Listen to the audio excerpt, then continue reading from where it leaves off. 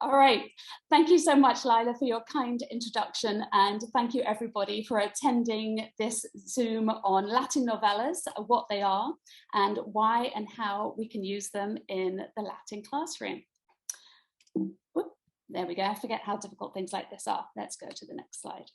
So when I attend a Zoom or any kind of professional training, I like to know not only a little bit about the person who is giving the training, but also that they have been where I have been, which is often sitting here at this kitchen table and thinking about, gosh, what am I going to teach tomorrow? And whereas I can't definitely specifically tell you what you're going to teach tomorrow, I hope that something that I say today might help you to think about what you might be able to teach in some of your future Monday mornings. So as you can see, I do have a background in the classics and archaeology, and I have taught in both the UK and the US, although these days I can say that I have taught in the US for far longer than I taught in the UK. But I think most instructively to my own Latin teaching experience is the fact that I have been parent to 3 Latin students who have given me some very constructive and very critical feedback over the years. Let me move on. So today, my plan is to talk to you guys about novellas generally, and then move more specifically to what Latin novellas are, and then from there to kind of get very specific about the novellas that are accompanying the Suburani textbook series. So let's get started. I first heard about Latin novellas when the school that I currently teach at sent me for a 1-week immersive Latin speaking experience here at the North American Institute of Living Latin Studies. It is a beautiful 200-year-old house in Claymont, Virginia. And while we were there, we did our classes in Latin. We put on a theatrical show in Latin. We cooked our meals and cleaned up in Latin. And after dinner, sat on the wonderful porch here talking about the phantasmata, or the ghosts that lived in this building. It was a lot of talking in Latin, which is surprisingly difficult, much more difficult than you would think it would be to do in a sustained manner. So it was one of the quieter weeks that I've ever spent. And while I was there, I made good use of the communal area, which had all these wonderful books, very, very thin books, but colorful and interesting looking. And they turned out to be Latin novellas. And I thought to myself, gosh, how can I use books like this to instruct my own teaching? Now, I am super sure that some of you know exactly what a novella is within a language teaching environment. And I'm equally sure that maybe some of you don't know what a novella is in that environment at all. And then there's, of course, somebody who's going to be in the audience who is somewhere in between. You have a little idea of what a novella is.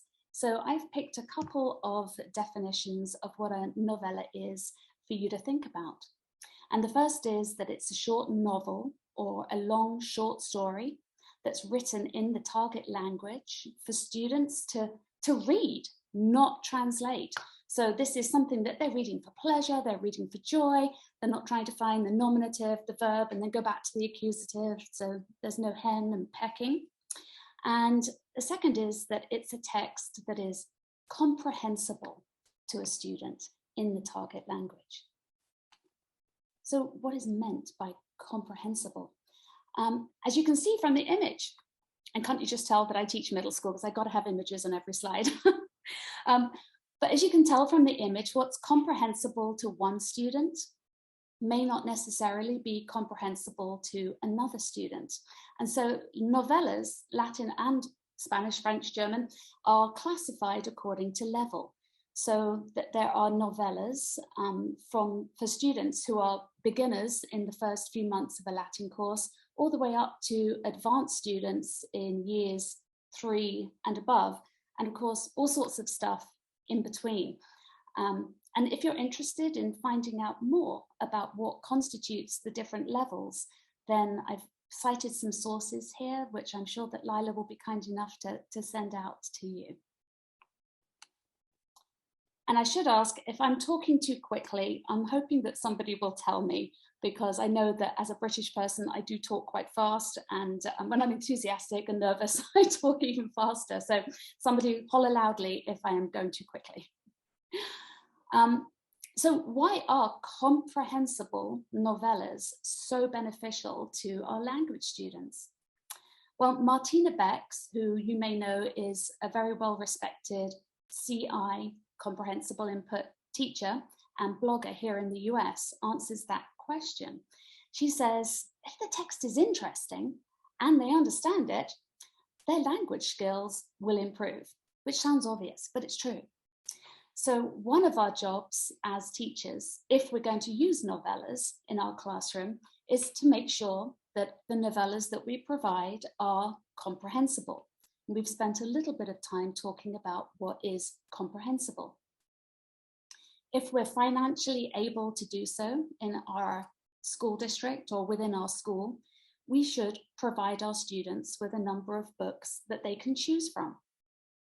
And we should provide novellas that are interesting.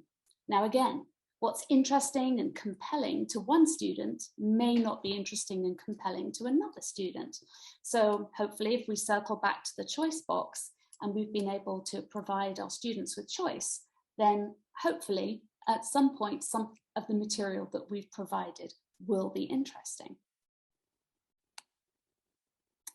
And there's never been a better time for students and their teachers to find interesting novellas in Latin, because in the last 2 years, we have simply had an outpouring of works.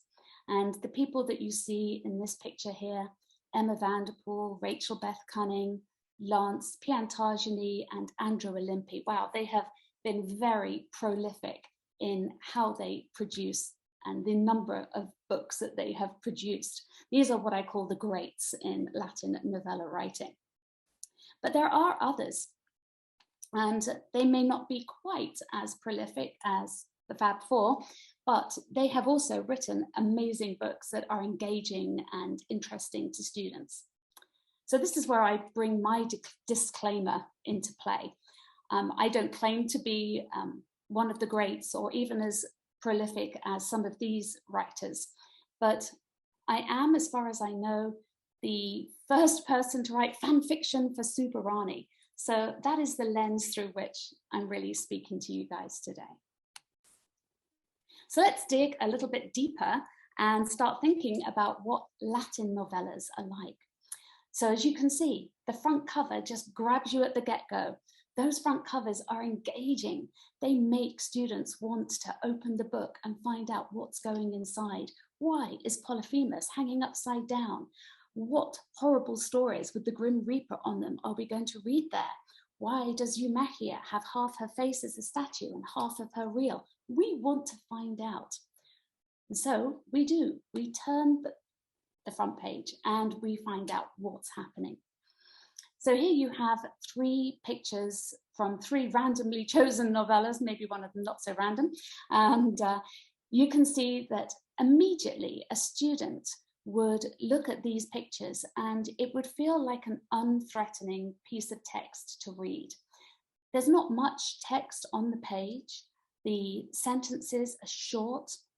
The vocabulary is repeated, not repetitive, but repeated so that students are seeing words that are familiar, some words that aren't familiar over and over again. It's consolidating their understanding of those words. Some words are glossed underneath at the bottom of the pages, and other words are made clear by the use of the pictures that are right next to them. So we have short sentences, we have sheltered vocabulary, and we have repeated and simple sentence structures. So let's say that we're looking to use, as we see here, second person singular perfect tense verbs. We're going to see it a couple of times in close succession so that students can really get the idea of what's going on. But overall, this is an unthreatening and attractive page that makes students want to keep going with their reading. So I thought I'd spend a few minutes just talking about different ways that I have used novellas in my own Latin teaching. And in fact, this is a picture from my classroom. This is my very colourful novella library. I'm very proud of it. It is very eye-catching. When kids come into the room, when administrators come into the room, they can immediately see what you see here. So I'm going to start off talking about number 1, the FVR, which stands for Free Voluntary Reading.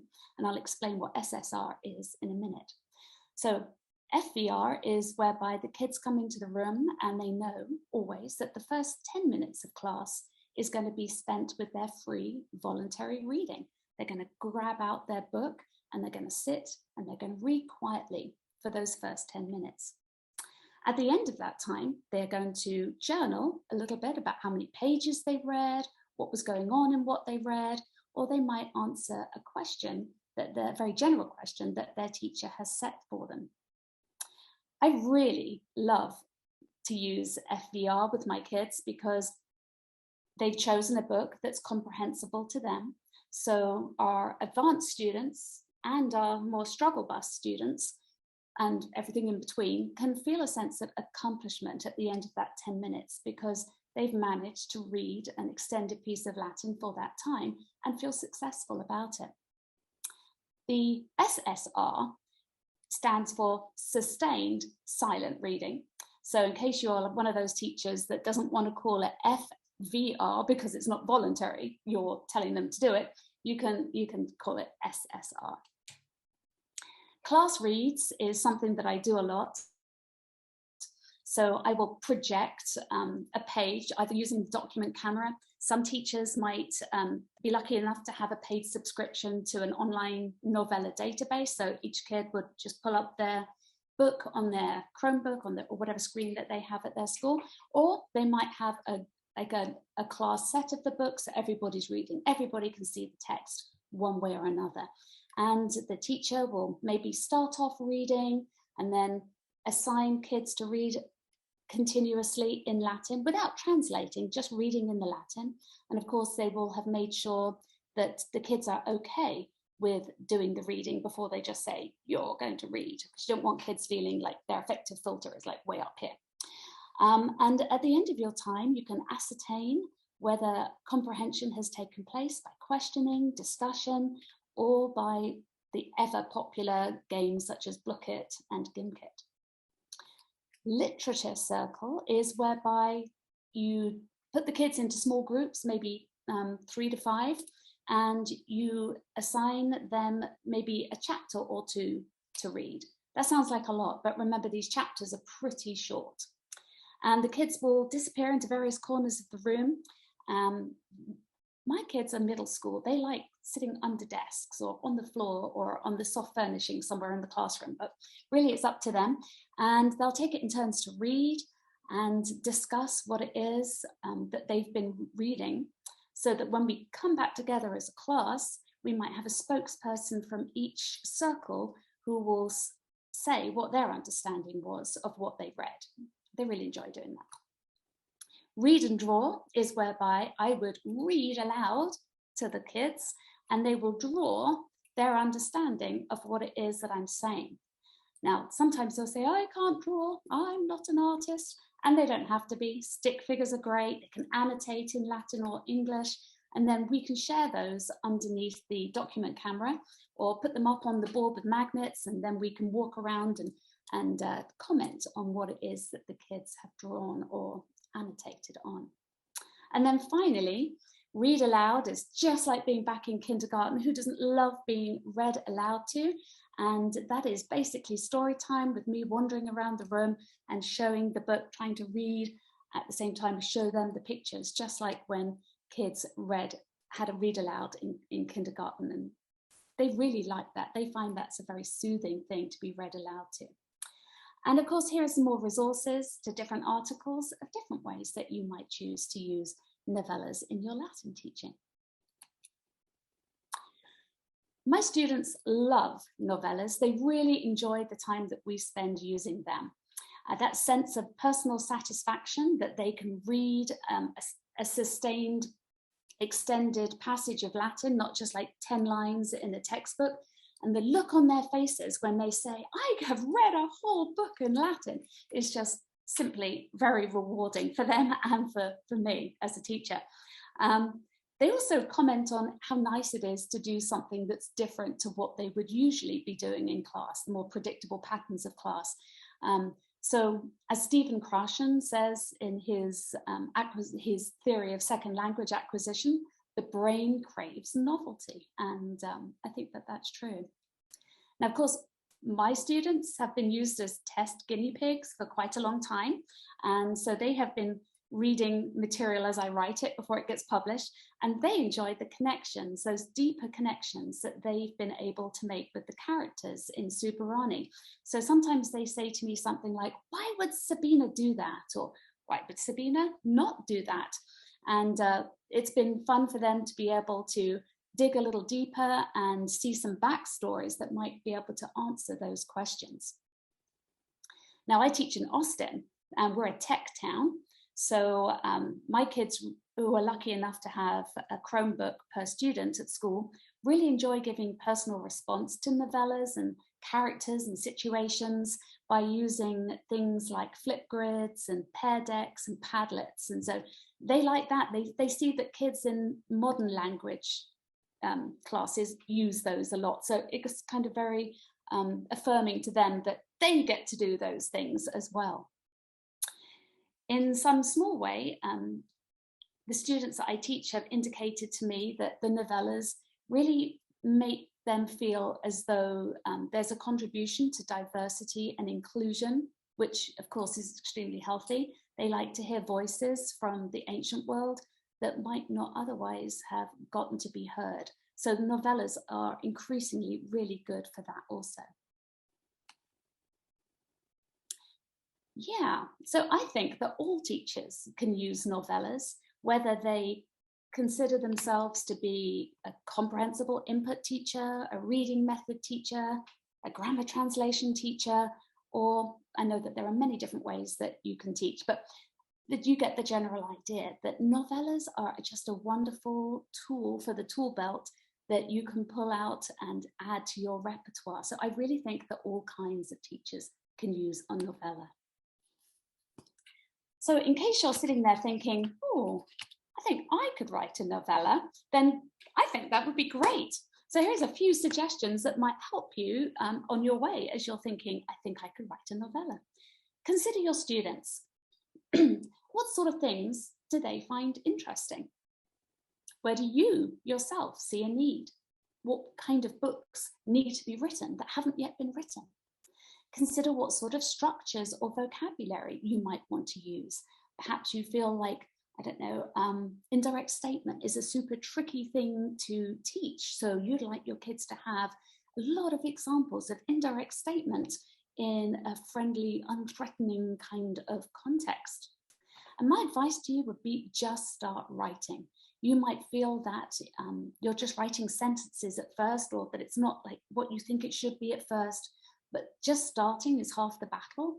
And as you write, more ideas will come to you and you'll get a flow of how you think it should be looking. As for me, I knew that I wanted to write fan fiction for Suburani. So that's where we're heading to right now. So my first book was about our naughty dog, Keller. As you can see, the book says that it's about a friendly British dog with a pal on every hill of Rome and a sense of adventure. And truly, Keller was a nod to the students that I myself teach, particularly the many, many dogs also that I met on Zoom during that spring of 2020 when we were all teaching online. And my students just loved Keller right from the get-go. The moment that they saw him standing on the tomb on the Via Flaminia, they just decided that Keller was really the star of the show. So other things that made me just think that it would be a good idea to write Keller was that my school is big on the Junior Classical League, which if you're in Britain, you might not know that it's sort of like a huge organization for students to be able to connect through the ancient world. And there are all sorts of competitions that you can do, one of which is called Kataman and has a lot of questions on a buzzer sort of system that are fast and furious and pacey. And my kids had recently missed a few questions at one of the Kataman competitions that we went to. They had missed questions on animal names and the hills of Rome. And I think that this sort of all computed in my mind to have dear Keller here have a buddy that was an animal on each of the 7 hills of Rome, and he had all sorts of adventures as he went to visit them. As you can see here, here's a couple of pages from inside Keller, or inside the book Keller, I should say. And as you can see, they illustrate the concept of using images and repeated vocabulary really well. I don't think anybody can read this particular page here on the left about all the things that poor old Keller is told not to do without understanding the use of the word noli by the end of it. This page on the right-hand side that has all the things that big, smelly and disorganized doggies like to do. This has been one of my kids' favorite pages because it leads to vast discussions about antisocial canine behavior. And as a result, I really feel like that's helped to build the little community that we have in our classroom, which increasingly is one of the things I really want to work on, is community building within my Latin classroom. So things like certain pages in novellas are really good for that. So what's to come? I am happy to say that Ludi Suburani, the second novella that accompanies the textbook, is about to hit the shelves. And it is about Sabina and Julia and 2 friends called Erastus and Philippus, who have been made up for the story, and their day off and all the different things that they would do on their day off in the Subura. And as you can see from the words trigon, latrunculi, tali, and alii, there's going to be a definite element of games that are being played. So Ludi is meant to be pitched after about chapter 9, and I should have said that Keller was a real beginner book and it was supposed to be pitched after chapter 3.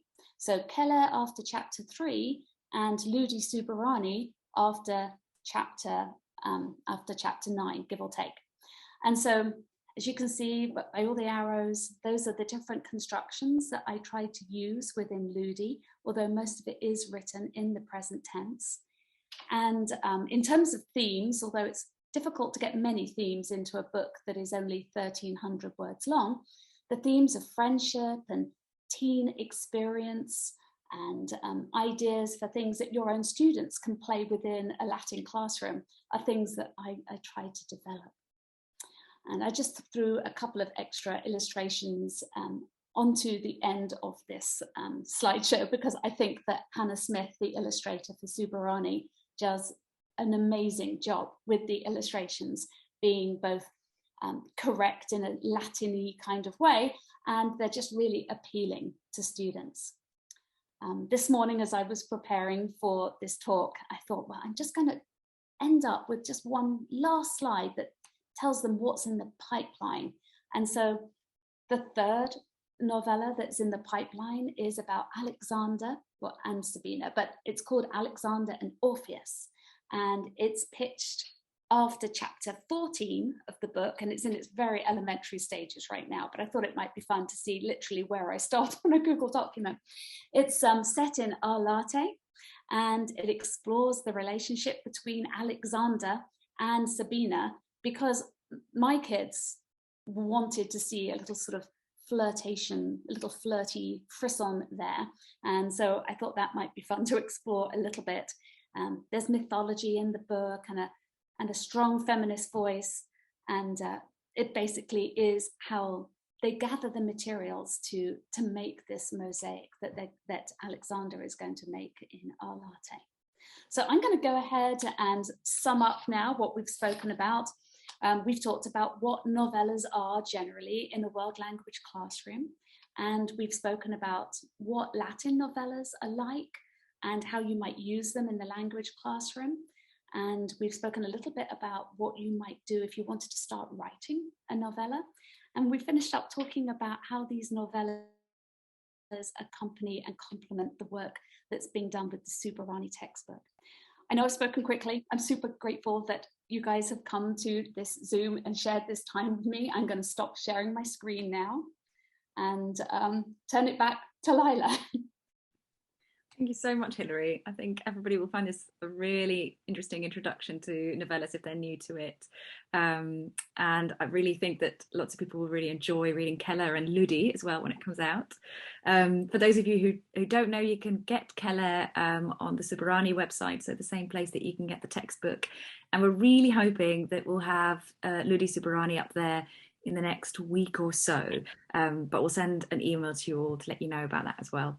And we'll share Hilary's slideshow and links to the articles that she referenced as well, so you'll have that to look at afterwards. I don't know if any of you have any questions for Hilary or ideas or thoughts. Feel free to share them in the chat. Noah has 2 questions. Would you like to go ahead, Noah? Hi there, that was a fascinating talk, and I'll definitely be using some novellas with my students. I was wondering, first of all, where can I get other novellas? Is there a kind of website to get them, or is it sort of Amazon? And the second question was, do you think it would be better to get one novella and have the whole class use it, or to get lots of different ones, as you seem to do, that they can all choose a novella and be reading something different? Right, both of those are great questions. So I'm going to start off with your where to get these novellas, and I think you've already kind of answered the question. So the Keller and Ludi Suburani can be purchased through the Suburani webpage, and the other books that you saw me talking about can all be found on Amazon. And I don't know where in the world you're talking from today, but they come to you amazingly quickly. I'm always just blown away by the fact that I ordered them on one day and they're there within 2 days. And so that's always maybe worth mentioning at this point that the vast majority of these novellas are self-published, aren't they, Hilary? So yes, they don't go through publishing houses, and so you won't get them at the bookstore. The authors tend to publish them themselves through mostly Amazon, isn't it? Yeah, absolutely. And as for whether you should buy one and have everybody do that one, I think that's a good place to start. I know that when I first started teaching with novellas, I was like, well, this is new, we'll just see how this goes. And so I picked what seemed easiest for me.